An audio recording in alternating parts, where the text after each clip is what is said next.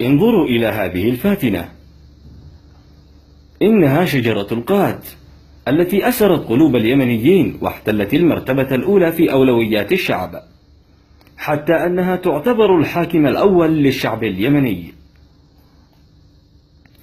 لقد سألنا الخبير آدم ستيفن عن فوائد هذه النبتة.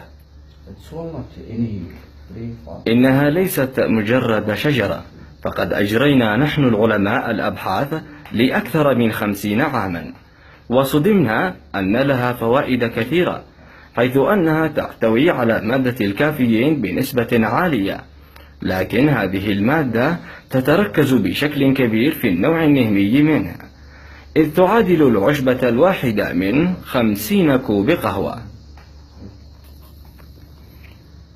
أصبح القات عادة لا يفارقها اليمنيون، فهم يخزنون بشكل يومي لما لا يقل عن 5 إلى 6 ساعات. لذا فإن مدمني القات يعانون من الرازم في حال توقفوا عن مضغه.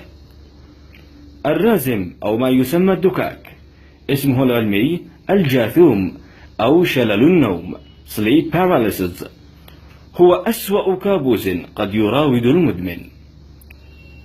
إن التخزينة الواحدة من القات يبلغ سعرها 2000 إلى 3000 ريال، أي ما يعادل 8 دولارات. إنها حقا ملكة اليمنيين.